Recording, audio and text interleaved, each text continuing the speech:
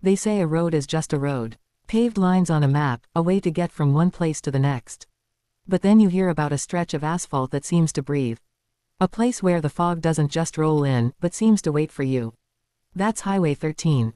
You'll know you're getting close when the porch lights start acting strange.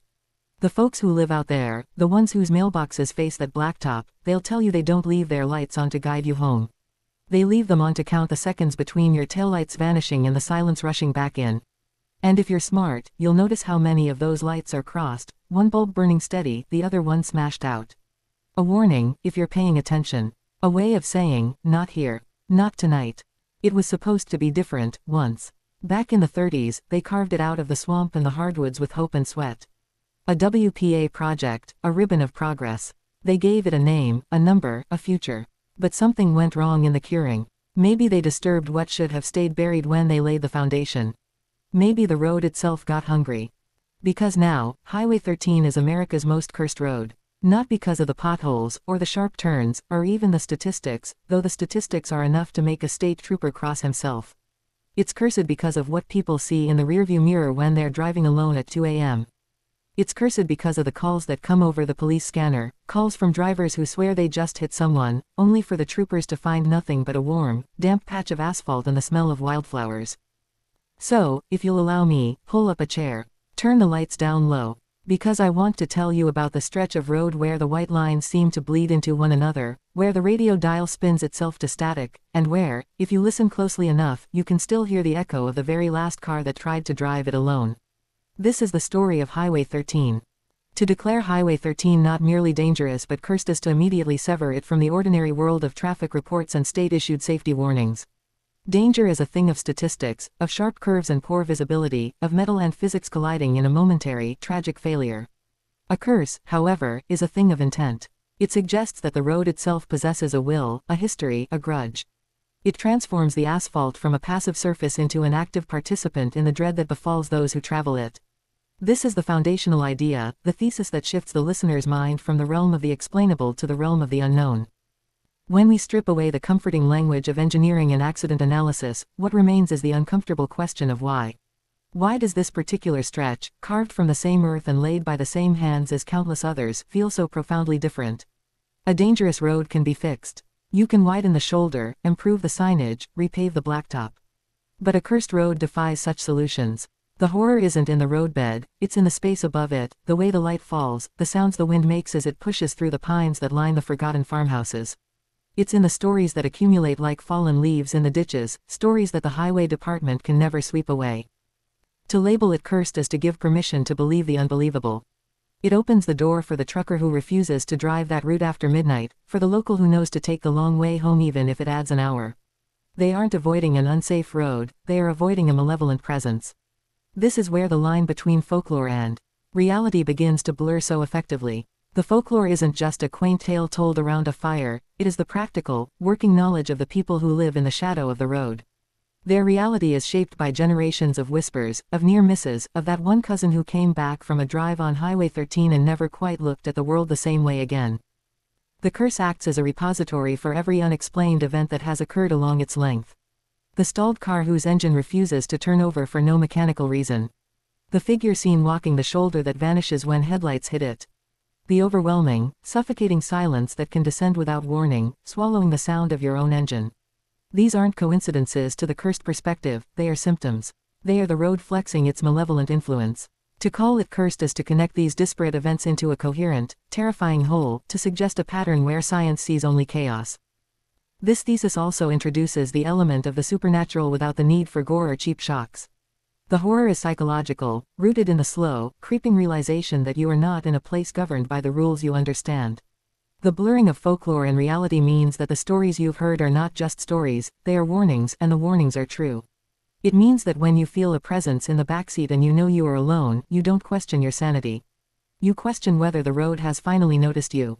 This is the power of the curse. It provides a framework for terror, a reason for the hair on the back of your neck to stand up as you cross that invisible boundary where the cell service dies and the world holds its breath. It prepares you to accept that on Highway 13, the most dangerous thing isn't the road itself, but what the road might decide to show you. The crossed porch lights are not merely a decorative choice or a quirk of rural electrical work, they are a language. To the outsider speeding past on Highway 13, they might register as a strange coincidence, a pair of bulbs where one has burned out and the owner is too lazy or too poor to replace it. But to those who live within the breathing shadow of that cursed road, the crossed lights are a desperate prayer made manifest in glass and wire. They are a signal, a warning, a plea spoken directly to the night. One bulb burns steady, a beacon of warmth and safety, a declaration that this home is still a home, still a place of the living. The other, the one that is always smashed out, its socket often bent or twisted, is a sacrifice, a gesture of appeasement to whatever walks the blacktop when the moon is right. This specific, chilling detail grounds the entire grand concept of the curse in a tangible, observable reality. It moves the horror from the abstract to the immediate. You can see the crossed lights. You could count them as you drive by, noting how the pattern holds for miles, how every single home that faces the road seems to adhere to this unspoken ritual. This is not a story someone told you, this is physical evidence. The smashed bulb is proof that the people who know the road best, who have lived with its reputation for generations, believe the danger is real enough to warrant action. They aren't just telling ghost stories on their porches, they are actively, physically fortifying their homes against an unseen intrusion. The crossed lights become a symbol of the collective knowledge, the shared dread that binds the community together against the darkness. The act of smashing the bulb is particularly potent. It is a small act of violence, a deliberate breaking. It suggests that the curse isn't something to be politely avoided, it is something that must be actively warded against. The smashed bulb might represent a broken thing offered to a force that covets brokenness. Or perhaps it is a way of making the home less appealing, less whole, less perfect in the eyes of a malevolent entity that preys on the warmth and light of the living. It is a form of camouflage, a way of saying, we are already touched by damage. Pass us by. This small, domestic act of destruction makes the horror feel intimate and personal. It isn't happening in a graveyard or a haunted mansion, it's happening on the front porch, the symbolic heart of the American home. Furthermore, the detail of the porch lights being used to count the seconds adds a layer of anxious vigilance. The locals are not passive victims of the road's reputation. They are watchers. They sit in the relative safety of their crossed light protection and they observe. They track the cars that dare to travel the highway, and they know, with a certainty that transcends logic, that each set of disappearing taillights is a gamble. They are waiting for the sound of the crash that doesn't come, for the silence that stretches too long. They are counting the seconds as a way of measuring the road's appetite. This transforms the entire community into sentinels, their lives intertwined with the rhythm of the curse. Their mundane evening routine becomes an act of survival, a quiet, communal vigil. This anecdote works because it is so simple and so visual. It doesn't require a lengthy explanation. You see the crossed lights once, and you understand immediately that something is profoundly wrong with this place. It is a detail that sticks in the mind, that haunts the listener long after the story is over. It makes the folklore tangible, gives it a physical form you can almost reach out and touch, even as you know, with a shiver, that you never would. The crossed porch lights are the first and most important lesson of Highway 13. The locals know, and the locals have adapted, and their adaptation is a chilling warning to anyone with sense enough to read it. There is a particular irony that clings to the faded metal plaques still bolted to the concrete supports of the bridges along Highway 13.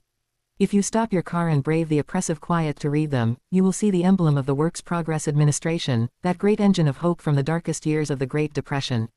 Those plaques tell a story of vision, of purpose, of men given work and dignity during a time when both were in desperately short supply. The road was supposed to be a lifeline, a ribbon of progress cutting through the stubborn wilderness to connect communities, to carry produce to market, to bring children to schools. It was built with sweat and hope and the genuine belief that the men swinging pickaxes and hauling stone were building a better future. That origin story, so pure in its intention, makes the road's current reality infinitely more horrifying. The contrast between what Highway 13 was meant to be and what it has become is the cruelest twist in its entire legend. It suggests that something fundamental went wrong during the construction, some corruption that occurred the moment the first shovel bit into the earth. Perhaps it was the land itself that resisted. The swamps and deep woods that predated the road by millennia may have harbored something old, something that did not appreciate this scar of gravel and tar being carved through its territory. The men who built the road, desperate for wages and a way to feed their families, may have unknowingly disturbed what should have remained sleeping. They may have felt it, too, the strange unease that settled over the work crews, the tools that went missing, the accidents that seemed to happen more frequently than they should. But they kept working because they had to, because hope demands persistence even in the face of dread. When the road finally opened, it carried that corruption within its foundation like a disease in the blood. The hopeful families who traveled it in those early years, heading to new jobs or visiting relatives, may have been the first to sense that something was wrong. Perhaps they felt the road watching them, the trees pressing just a little too close, the silence between spoken words growing just a little too heavy.